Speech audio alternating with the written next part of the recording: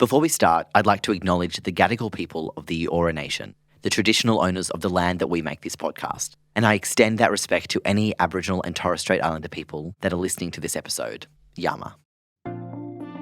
Hello, I'm Raddy Walden, and this is Talking Frank, the Strip Down. Today, we're putting the microscope on unhealthy relationships. In this week's main episode, we chatted with Helen Chick, the author of Sex, Swipes and Other Stories. Self-esteem and self-worth is a big part that plays into those unhealthy, toxic relationships. So if you have a low self-worth, you think that what you're getting in this relationship is all that you deserve. If you missed this episode, scroll back a bit and have a listen. So, here are the facts about unhealthy relationships. Number 1, healthy relationships make you feel good about yourself, and unhealthy ones don't. There's absolutely no denying the fact that relationships can be difficult to navigate. It's normal to experience ups and downs, we've all been there. But it's important to identify when things cross the line into unhealthy behaviours. The reality is that not all relationships you experience will be healthy ones.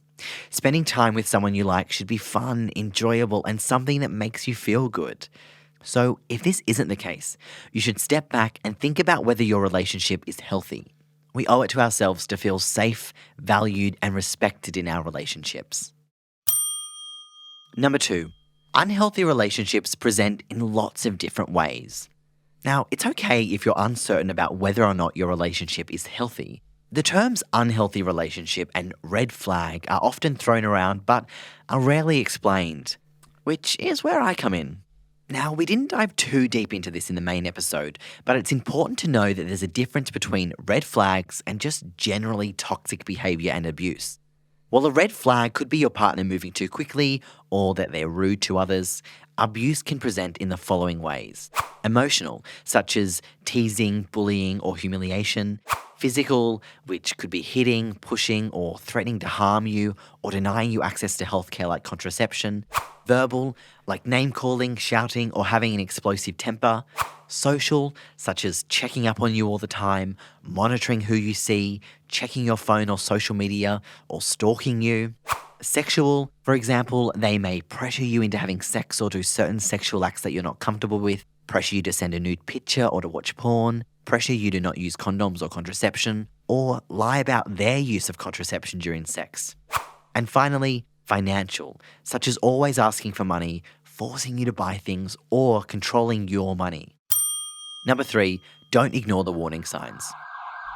Before these forms of abuse present themselves, there can be warning signs, and you should always keep an eye out for these as they could be indicators of an unhealthy relationship and abuse to follow.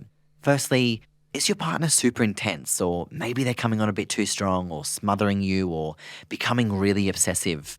Or they could be really possessive and overprotective and jealous to the point that they're trying to control you and who you see. Manipulation is also a warning sign, especially if they're passively aggressively controlling your decisions or guilt-tripping you. For example, if they say things like, "If you loved me, you'd do this." Bullying or belittling you, lying or cheating are also warning signs of an unhealthy relationship. Keep an eye out. Number 4, communicate. Communication is a key part of building and maintaining a respectful, healthy relationship. So if something feels a little off, it's a good idea to talk about it, especially as it happens. For example, if your partner does something that upsets you, talk to them about it rather than holding it in and then dropping it all at once. If you have tried discussing an issue with your partner and they're just not understanding or respectful of your point of view, you may need to remove yourself from the situation and consider whether this is the sort of relationship that you want to and deserve to be in. You should always respect yourself and take care of what's best for you. Number 5, know who can help. If you feel like you might be in an unhealthy relationship, it's important to talk to someone other than your partner, such as a trusted friend or family member. Health professionals are non-judgmental and confidential, so you could always get in touch with a GP or a health worker, or call 1-800-RESPECT, or if it's an emergency, call 000. And they're the stripped down facts about unhealthy relationships.